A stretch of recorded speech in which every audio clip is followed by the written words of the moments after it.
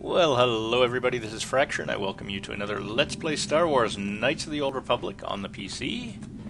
And we are in the Lower City Apartments. And we're just finding our way around, looking for some new stuff to do. Ah, I recognize this. This is actually quite an interesting little puzzle. We have holographic emitters, is what these are, with bizarre tags on them that look like names, don't they?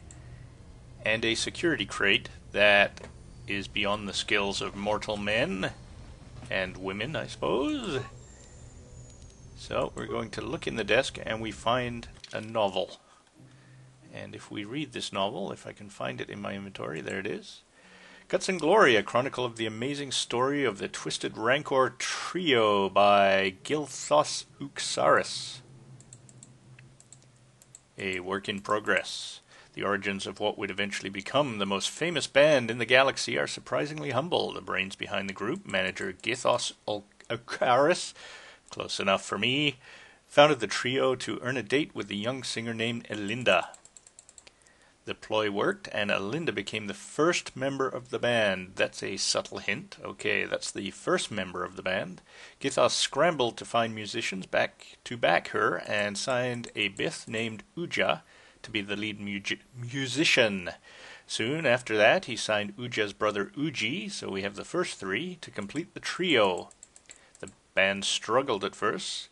Elinda was a fantastic singer, but Uja wasn't much of a musician. When Elinda threatened to quit, Gilthos fired Uja and signed another Bith named Lupa.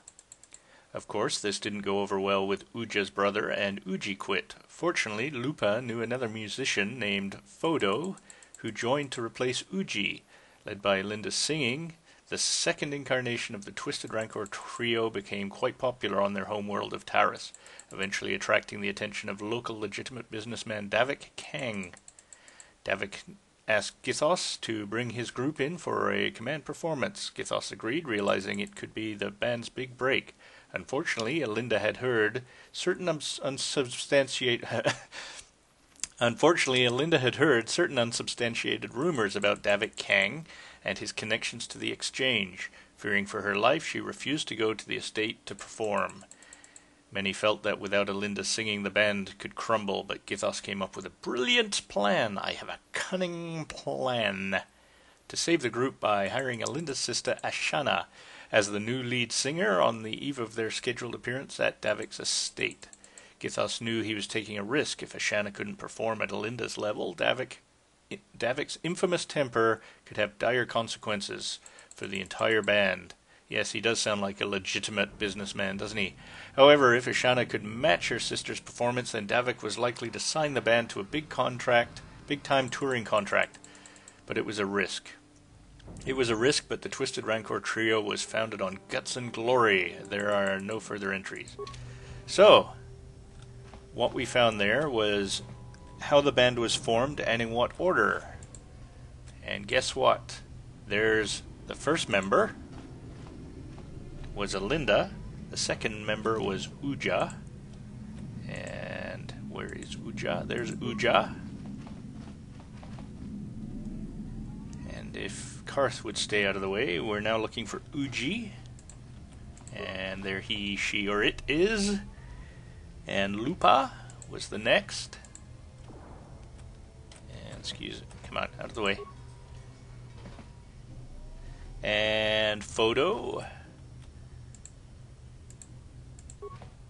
was the ringleader, haha, and then of course Ashana taking it up the rear.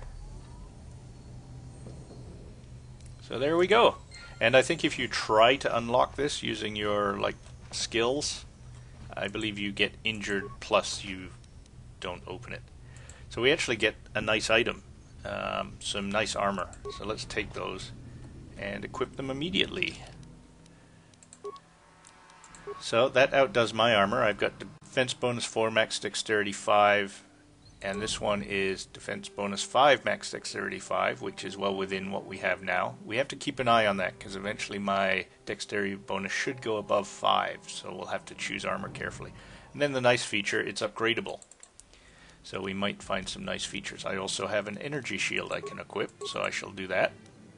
But nothing else.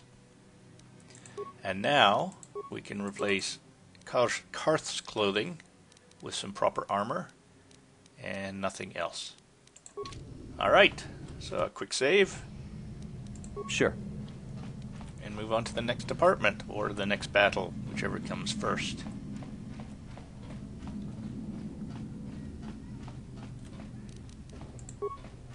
No problem.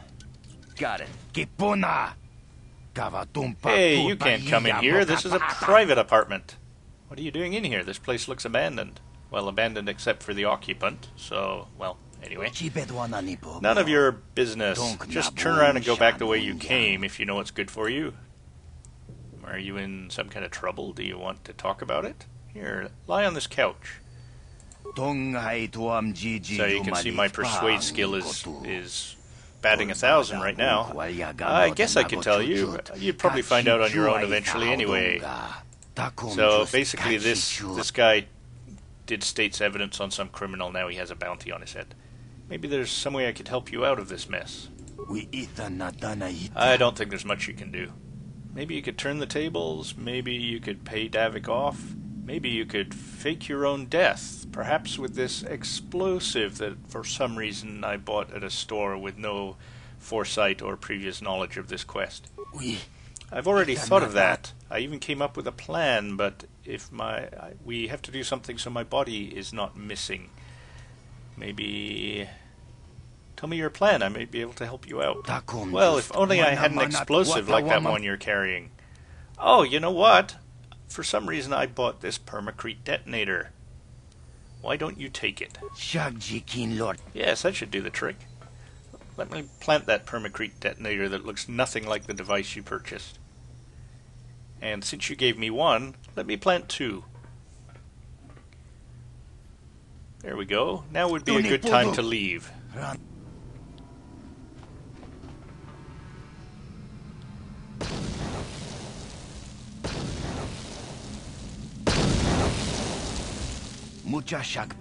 That was quite a blast.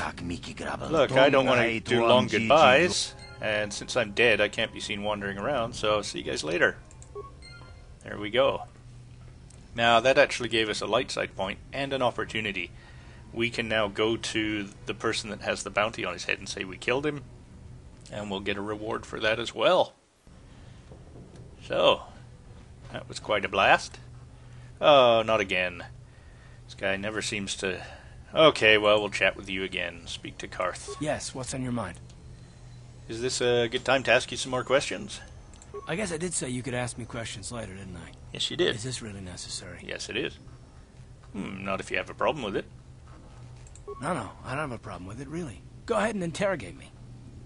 Well, it's not an interrogation. I never said that. Excellent. Soon all your secrets will be mine.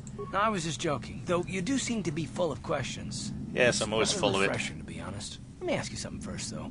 I've been going through the battle aboard the Endar Spire over and over in my head since we crashed. Some things just don't add up for me. Maybe you could tell me what happened, from your perspective. Well, first I shut down one engine, then planted an explosive in the other.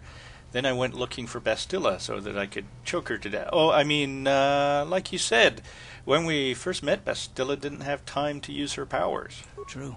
Bastilla is as powerful as they say. She's the one who defeated Darth Revan, after all. I guess that no Jedi ability, no matter how powerful, makes up for being completely surprised and outmatched. We didn't choose that battle anyway. It got forced on us.